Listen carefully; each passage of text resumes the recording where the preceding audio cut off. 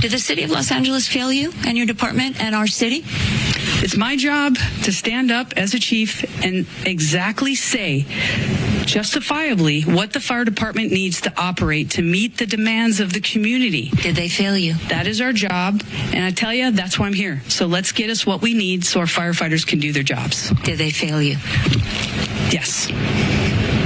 That's Los Angeles Fire Chief and woman more concerned with pursuing DEI than doing her job, Christina Crowley, throwing Mayor Karen Bass under the bus for the LA wildfires and proving once again that there's no honor among thieves. Welcome to Nerk News, I'm Nerkish, and it looks like that even celebrities are now turning on the LA mayor for cutting the fire department budget by $17.5 million, which has provided the rest of the people responsible for this mismanagement a unique opportunity to point fingers instead of partially accepting the blame. Here's Crowley going on CNN and telling a stunned Jake Tapper that despite what the media is saying, it actually is kind of the mayor's fault.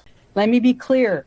The $17 million budget cut and the elimination of our civilian positions like our mechanics did and has and will continue to severely impact our ability to repair our apparatus. So with that, we have over 100 fire apparatus out of service.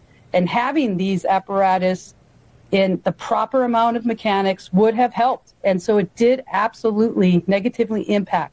I want to also be clear that I have, over the last 3 years, been clear that the fire department needs help. We can no longer sustain where we are. We do not have enough firefighters. With that, I have also requested multiple budgets, interim budgets, to show how understaffed, under-resourced, and underfunded the LEFD is. So with that, also, we have clear data that shows the LEFD needs more help. We need 62 more fire stations. These reports also show that we've had a 55% increase in overall call volume since 2010.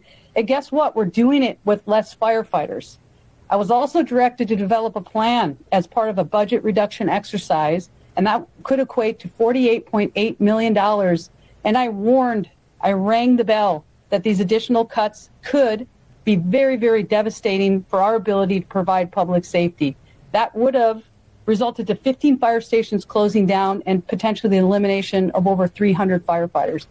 Again, I want to be clear that I submitted a very large budget that will actually allow our firefighters to do their job. You know, I'm not denying that Bass is responsible for a lot of this, but it's really interesting that none of these liberal leaders have accepted an ounce of responsibility so far. It's all finger-pointing and making excuses. From Gavin Newsom all the way down to the DEI-obsessed fire chief. I mean, she seems to be indicating that money is one of the main issues here, but completely ignoring the role of priorities and efficient use of that money. Which, call me crazy, but looking at some of the people in charge of the fire response doesn't seem to be one of their top concerns. You want to see somebody that responds to your house, your emergency, whether it's a medical call or a fire call, that looks like you. It gives that person a little bit more ease, knowing that somebody might understand their situation better. Is she strong enough to do this? Or, you couldn't carry my husband out of a fire, which my response is, he got himself in the wrong place if I have to carry him out of a fire.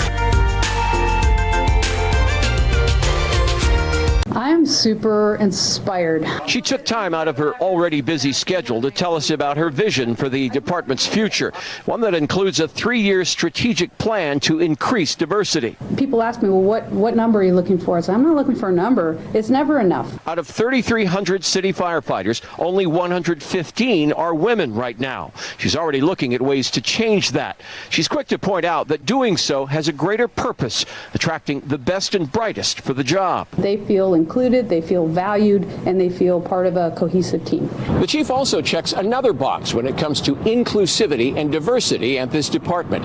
She's a proud member of the LGBTQ community.